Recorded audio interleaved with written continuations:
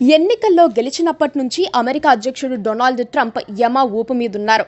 ప్రవాసులకు ఉద్యోగాల కోసం అమెరికా వెళ్లే వారికి స్టూడెంట్ వీసాపై వెళ్లి అక్కడే చదువుకుంటూ ఉద్యోగం చేసే విద్యార్థులకు ట్రంప్ ఇబ్బందికర వాతావరణం సృష్టించారు.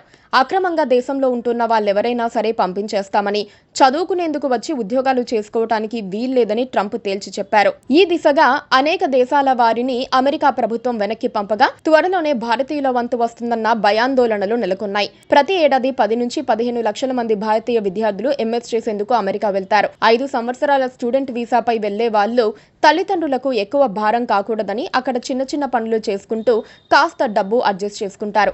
అక్కడ పార్ట్ టైం ఉద్యోగాలు చేసుకునే వారికి అమెరికన్ నిరుద్యోగుల నుంచి పోటీ వస్తోంది. అక్కడ 23 లక్షల మంది యువకులు నిరుద్యోగులుగా ఉన్నారు. బాగా కష్టపడే తత్వం ఉన్న భారతీయుల కారణంగా వారికి ఇబ్బంది అవుతోంది. విదేశీయులు పార్ట్ టైం జాబ్ చేసుకుంటే వారికి గంటకు $7 నుంచి $10 వేతనం అందుతుంది. అదే అమెరికన్లైతే గంటకి $25 ఇవ్వాలి. అందుకే పెట్రోల్ బంకులు, చిన్న వ్యాపారులు, కాలేజ్ లైబ్రరీలు, క్యాంటీన్లలో భారతీయులు ఎక్కువగా పనిచేస్తారు. వారు వారానికి 20 గంటలు పని చేసుకునే వీలుంది. అంటే నెలకు 80 గంటలు పని చేయొచ్చు. అంటే గరిష్టంగా $800 వేతనం అందుతుందన్నమాట. ఒక యువకుడికి షేరింగ్ అపార్ట్మెంట్ లో తన వంతు అద్దె కట్టేందుకు ఆ డబ్బులు సరిపోతాయి. భారతీయుల పార్ట్ టైం పనులు ఆపితేనే అమెరికన్స్ కు ఉద్యోగాలు వస్తాయని ట్రంప్ భావిస్తున్నారు. అందుకే ఫారిన్ స్టూడెంట్స్ పై ప్రత్యేక నిఘా పెట్టారనుకోవాలి. ట్రంప్ విధానాలు అమెరికన్ వ్యాపారులకే కష్టాలను సృష్టిస్తోంది. అదనపు వేతనాలు చెల్లించాల్సిన అనివార్యత ఏర్పడితే వాళ్ళు నష్టాల పాలవుతారు. అందుకే వాళ్ళు ట్రంప్ పై ఒత్తిడి తెచ్చే వీలుంది.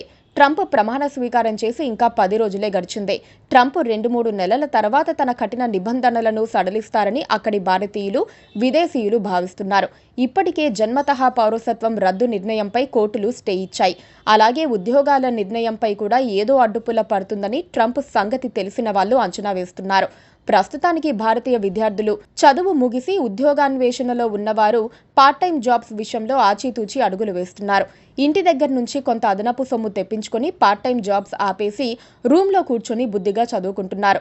3 నెలల తర్వాత తమకు ఉద్యోగం చేసుకునే అవకాశం వస్తుందని వాళ్ళు ఎదురు చూస్తున్నారు. మరోపక్క విద్యార్థులను అమెరికా పంపిన కన్సల్టెన్సీల పాత్రపై కూడా ఒక స్పష్టత రావాల్సి ఉంటుంది. వాళ్ళు ఎంతమేర అమెరికా ప్రభుత్వాన్ని ఇన్ఫ్లుయెన్స్ చేయగలరన్నది చూడాలి. అప్పుడే మన విద్యార్థులు సేఫ్ గా ఉంటారు. అమెరికా ఫస్ట్ నినాదంలో భాగంగా అమెరికన్లకే తొలుత అవకాశాలు కల్పించాలన్న ఉద్దేశంతో విదేశీయులను ఎలాగైనా పంపించేయాలన్న కసితో డొనాల్డ్ ట్రంప్ తన విధానాలను రూపొందిస్తున్నారు. అసలు అమెరికాలో నిపుణులు ఎంతమంది ఉన్నారు, విదేశీ టెక్నీషియన్స్ ఎంతమంది పనిచేస్తున్నారన్న దానిపై ట్రంప్ ప్రభుత్వం పూర్తి లెక్కలు తీస్తోంది. భారత్ నుంచి అమెరికాకు విద్యార్థులుగా, విజిటర్స్గా వచ్చి 2023లో వీసా గడువు తీరినా వెనక్కి తిరిగి వెళ్లని వాళ్ళు 7,000 మంది ఉన్నారని సెంటర్ ఫర్ ఇమిగ్రేషన్ స్టడీస్ వెల్లడించింది. 32 దేశాల విద్యార్థులు, ఎక్స్చేంజ్ విజిటర్స్లో 20% పైగా గడువు తీరినా అమెరికాను వదిలి వెళ్లటం లేదని పేర్కొంది. ఈ నేపథ్యంలో వలస చట్టాల్లో H-1B వీసా విధానాల్లో సంస్కరణలు అవసరమని అమెరికా చట్టసభ కమిటీ తమ సభ్యులకు సూచించింది. H-1B వీసాలు 75,000 లోపే ఉండాలని సిఫారసు చేసింది. అమెరికాలో విద్యార్థులకు F-1 వీసాలు ఇస్తారు. వృత్తి విద్యలో శిక్షణకు, విద్యేతర కార్యక్రమాల్లో పాల్గొనేందుకు M-1 వీసాలను అందజేస్తారు.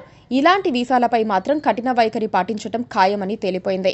అందుకే ఇకపై అమెరికాలోకి వెళ్లటం కంటే యూరప్ దేశాల్లోని యూనివర్సిటీల వైపు చూస్తే ఉత్తమం. Please subscribe to KTV Telugu. KTV Telugu. KTV Telugu.